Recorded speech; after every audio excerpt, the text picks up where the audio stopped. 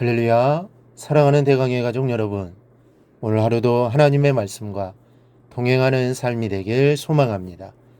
오늘 함께 나눌 하나님의 말씀은 마태복음 27장 21절에서 26절 말씀입니다.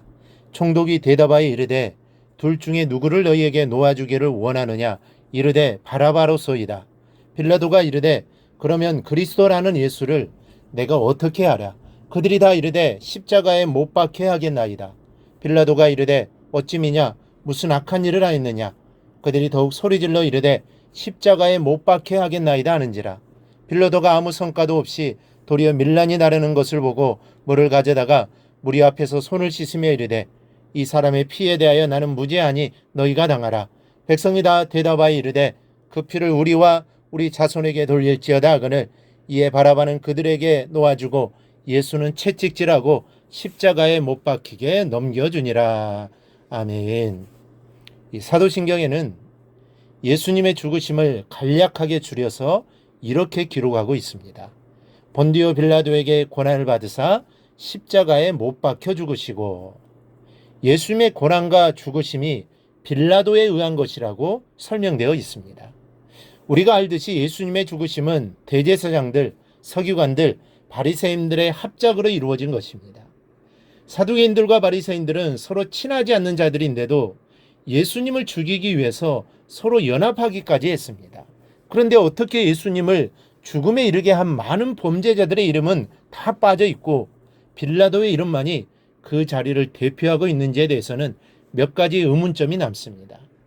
어떤 의미 때문에 흉악하고도 집요하게 예수님의 올무에 묶어 결국은 십자가에 처형한 자들은 다 빠지고 예수님을 죽인 자로 오직 빌라도 한 사람만 기록되어 있을까요? 먼저는 빌라도는 예수님을 죽일 생각이 전혀 없던 사람이었습니다.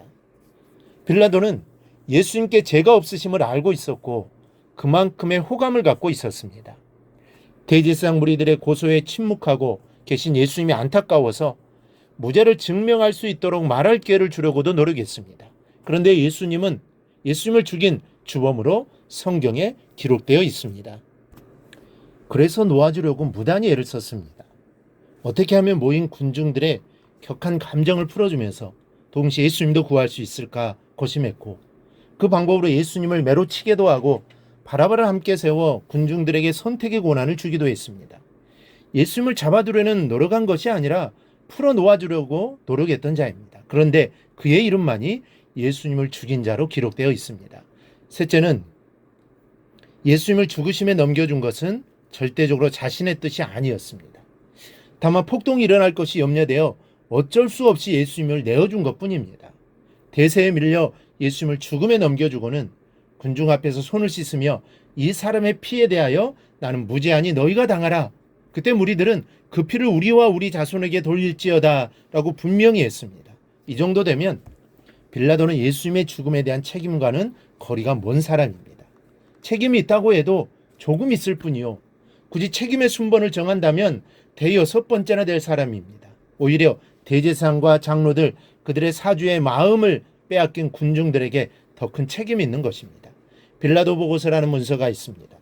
원 제목은 예수의 체포와 신문 및 처형에 관하여 가이사에게 보낸 빌라도의 보고서입니다. 로마 황제 디베로 가이사에게 보낸 정식 공문서이며 메시아 시대의 법정에서 만들어졌습니다. 현재 터키의 성 소피아 성당에 소장되어 있습니다. 현재 소피아 성당에 있는 보고서는 빌라도가 직접 기록한 것으로 서기관이 대필한 문서입니다. 이 보고서를 보면 빌라도는 예수님이 사형에 해당하는 죄가 없다는 사실을 너무나 잘 알고 있었습니다. 또한 빌라도가 인간적으로 예수님의 입장을 상당 부분 이해하고 때로는 경외하기까지 했다는 사실을 알 수 있습니다. 그러나 사도신경은 빌라도에게 책임을 묻습니다. 도대체 주님의 죽으심이 왜 빌라도의 책임일까요? 먼저는 그에게 고난이 있었기 때문입니다. 예수님의 살고 죽는 것에 대한 법적인 고난이 그의 손에 있었습니다. 예수님의 생사를 결정하는 최고의 권세가 그에게 있었습니다. 아무리 많은 사람들이 아무리 많은 이유를 가지고 죽이자 말을 해도 그가 아니라 하면 안 되는 자리였습니다. 그런데도 그는 예수님에게 죄가 없음을 분명히 알고도 죽이도록 넘겨주고 말았습니다. 둘째로 고난을 가진 사람은 자신의 자리를 지키는 사람이 아니기 때문입니다. 재물을 지키는 사람도 아닙니다. 하나님께서 앉혀주신 자리는 하나님의 정의와 사람의 생명을 지키라고 앉혀주신 것입니다. 정의를 지키는 데는 양보가 없어야 합니다.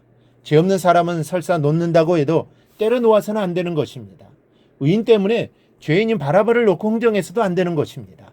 담대하게 정의와 생명을 지켜나갈 때 길은 열립니다. 그러나 빌라도는 한두 걸음씩 양보하던 끝에 막다른 골목에 다다르고 만 것입니다. 셋째는 책임은 전가한다고 무죄한 것이 아닙니다. 나에게 맡겨진 것은 끝까지 나의 일인 것입니다.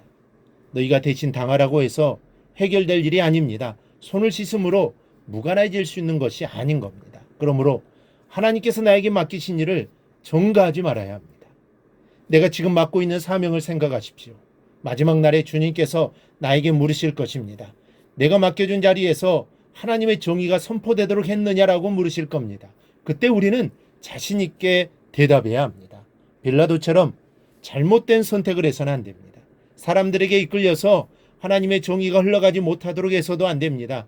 나를 통해 오직 하나님의 공의와 정의가 올바르게 나타나도록 해야 하는 것입니다. 오늘 말씀을 듣고 우리가 나의 책임을 놓고 기도합시다. 빌라도와 같이 타협하면서 억울하게 책임질 일을 만드는 어리석은 사람이 되지 마십시오. 내 자리에서 내가 지켜야 할 것을 놓고 기도하며 살아나갈 때 주님은 우리에게 힘주시고 감당할 지혜도 주실 줄을 믿습니다. 주님이 주시는 그 지혜로 사명 잘 감당해 나가기를 주님의 이름으로 축원합니다. 오늘 묵상한 말씀을 굳게 잡고 삶으로 실천하며 살아내는 대강의 모든 성도들이 되기를 축복합니다.